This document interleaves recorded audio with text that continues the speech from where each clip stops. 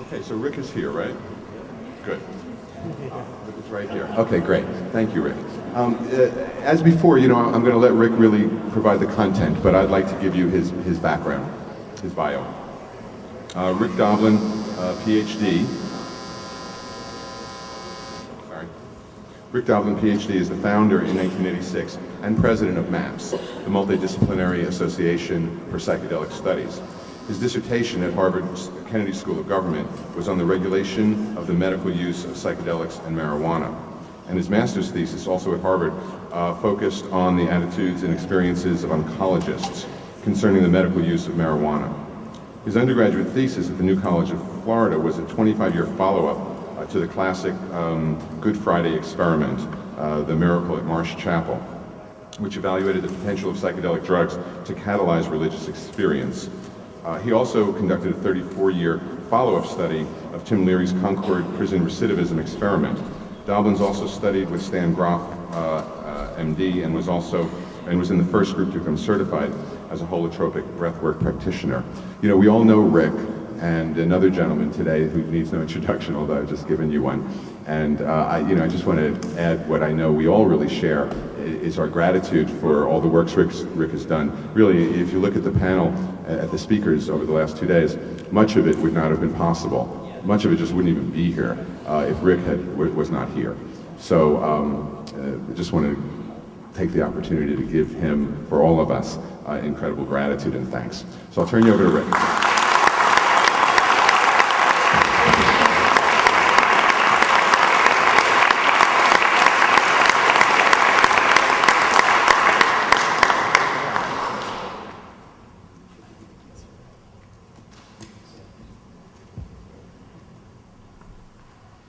Well, it's a pleasure to be here.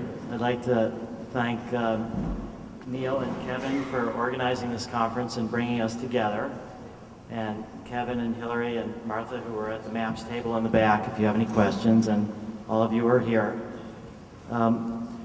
My talk today is about mainstreaming psychedelic medicine. Patience is the fastest way. And the fact that I could even talk about mainstreaming psychedelic medicine is due in large part to the strength of our community. Okay, so that if you were to just look around and think of the people that are here, there's not a lot of black people here, but we are fairly diverse in terms of the mainstream culture, and we have links into pretty much everywhere. And this was really highlighted to me a couple years ago when I was in Israel and I was climbing Masada, and I was climbing it in the sun, before the sunrise, with a German psychiatrist whose father had been a Nazi.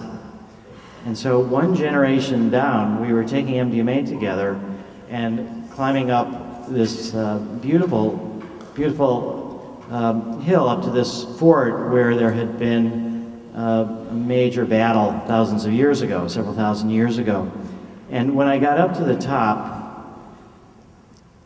and I'm not sure how many, the story of Masada is basically rebels from the Roman Empire, Jewish rebels who were captured Herod's castle and hid out there for a couple of years, and then were just overwhelmed and committed suicide right before they were about to be captured.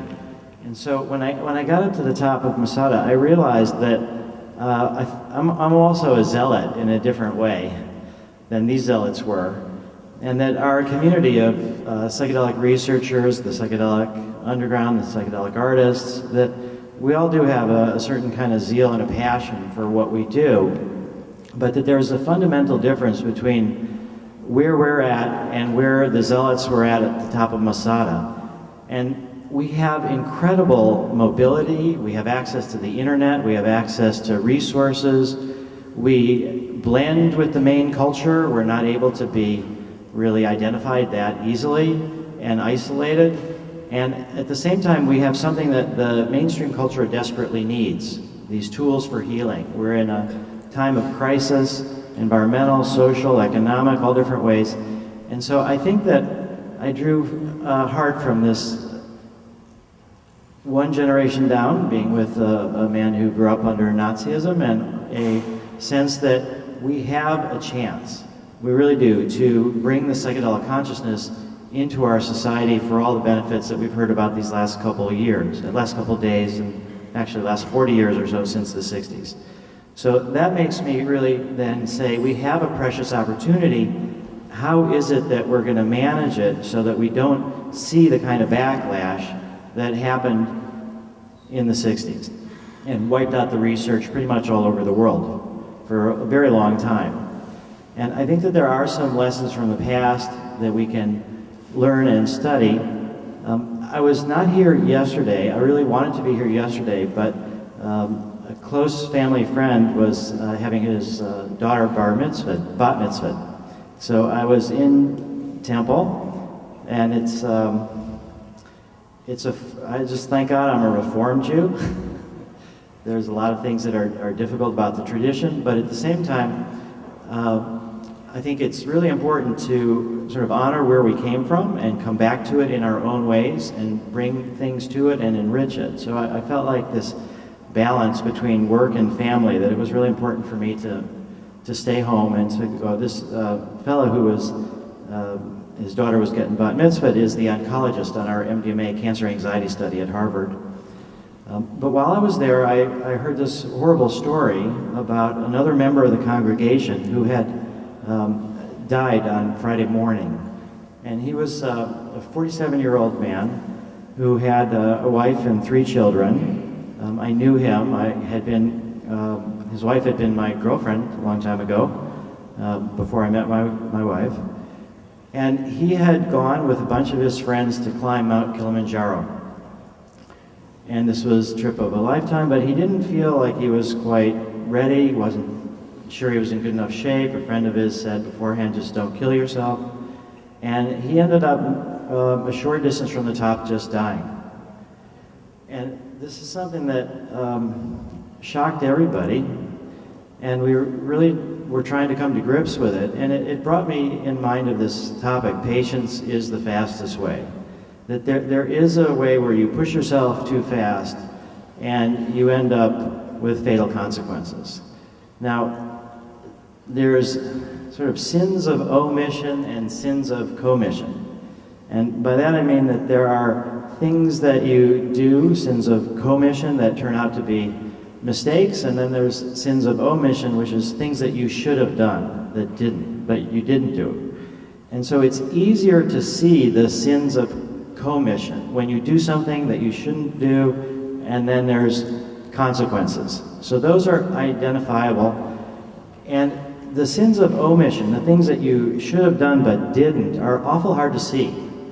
And I think that because they're hard to see, we tend to commit those sins more often. And so I would put on that side going too slow. There's a lot of opportunities, there's a lot of suffering, there's a lot of dire need, and so we can go too slow. Patience is not complacency, but at the same time we can go too fast. And I think that in my personal life and in the balance that I'm trying to strike, that I really am very aware of the sins of omission, of the lost opportunities, and of the dire nature of our global situation. So I often, I'm more willing to sort of go too fast and suffer those consequences than I am to go too slow. So my mistakes will be more visible, I think, and yet at the same time, you know, you don't know where the edge is until you're over it. But you don't want to do it in a way that's really too endangering yourself. So this idea of this pace of change, we're in a time where it's an extremely precious opportunity right now. And to give you an example of that, on Friday we finished, the last final data was gathered in our US MDMA post-traumatic stress disorder study.